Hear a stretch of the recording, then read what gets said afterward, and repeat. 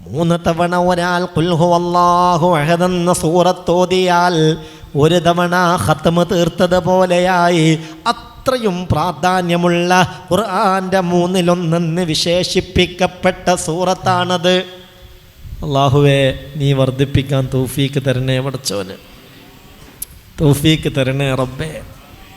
ആ സൂറത്തിനോട് ശരിക്കൊരു മഹബത്ത് ഉണ്ടാവുകയും അത് ആവുന്നത് പോലെ വർദ്ധിപ്പിക്കുകയും ചെയ്താൽ മതി.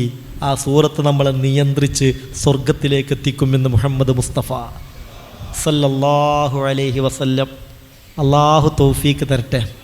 ആ സൂറത്തിനെ അതിരറ്റ് സ്നേഹിച്ചൊരു സഹാബിയോട് റസൂലുള്ള വർണ്ണങ്ങൾ കേട്ടില്ലേ? എന്താ മുത്തുനബി പറഞ്ഞത്?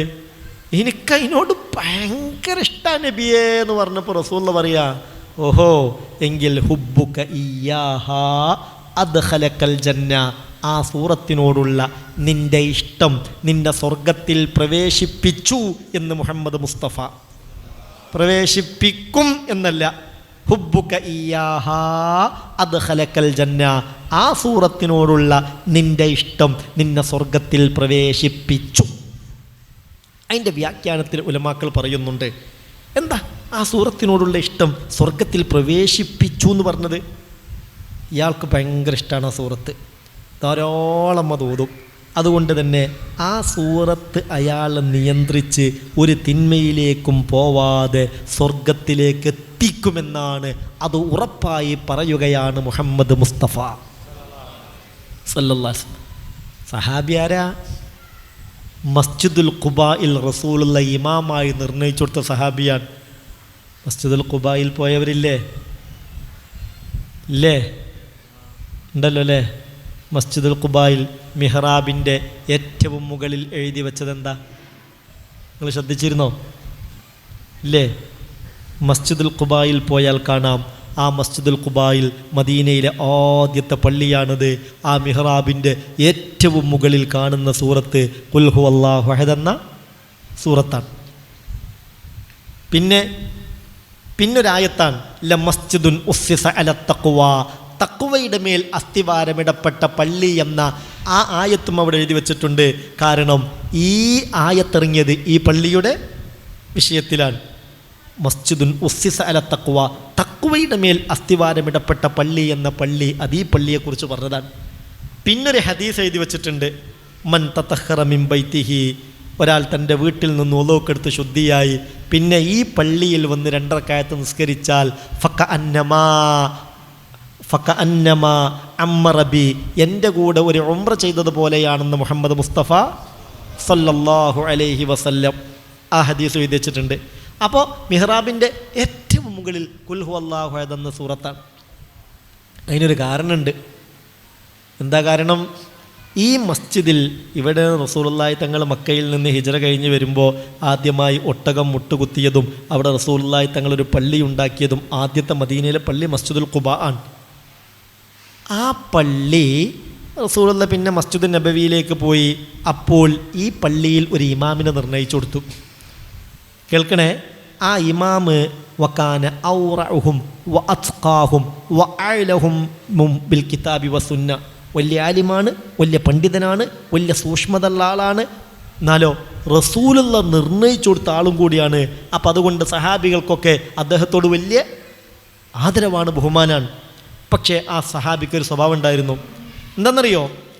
നിസ്കാരത്തിൽ വജ്ജഹത്ത് ഓതി ഫാത്തിഹ ഓതി സാധാരണ പോലെ ഒരു സൂറത്ത് ഓതിയിട്ട് പിന്നെ റുക്കൂയിലേക്ക് പോകുന്നതിന് മുമ്പ് ഒരു ഖുൽ ഹുവല്ലാഹു അഹദും കൂടെ ഓതും. എല്ലാ റക്അത്തിലും ഖുൽ ഹുവല്ലാഹു അഹദും കൂടെ എക്സ്ട്രാ ഓതാതെ റുക്കൂയിലേക്ക് പോവില്ല. മനസ്സിലായില്ലേ? നമ്മളൊക്കെ സാധാരണ ഫാത്തിഹ ഓതും പിന്നെ ഏതെങ്കിലും ഒരു സൂറത്ത് ഓതിയിട്ട് എന്ത് ചെയ്യും? റുക്കൂയിലേക്ക് പോകും. ഈ മനുഷ്യൻ ഫാത്തിഹ ഓതും, ഏതെങ്കിലും ഒരു സൂറത്ത് ഓതും, പിന്നെന്ത് ഓതും? ഖുൽ ഹുവല്ലാഹു അഹദ് ഓതും. അപ്പോൾ അവിടെ പള്ളിയുടെ ഉത്തരവാദപ്പെട്ട ആളുകൾ അദ്ദേഹത്തോട് പറഞ്ഞു, എന്താപ്പത് റസൂലുള്ളാഹിൻ്റെ കൂടെ ഞങ്ങൾ നിസ്കരിക്കുമ്പോൾ ഇങ്ങനെ ഒരു എക്സ്ട്രാ ഖുൽ ഹുവല്ലാഹു അഹദ് ഞങ്ങൾ കേട്ടിട്ടില്ലല്ലോ, അതുകൊണ്ട് നിങ്ങളത് ഒഴിവാക്കണം എന്ന് പറഞ്ഞു.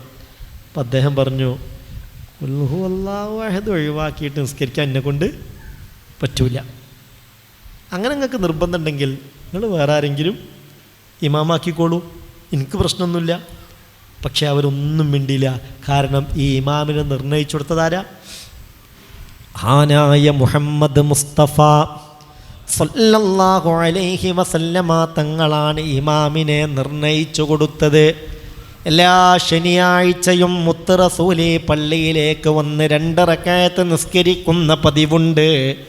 അങ്ങനെ സഹാബിമാർ റസൂലുള്ള വരാൻ കാത്തിരുന്നു. ഹബീബായ നബി തങ്ങൾ പിറ്റത്തെ ശനിയാഴ്ച പള്ളിയിലെത്തി 2 റക്അത്ത് നിസ്കരിച്ചു.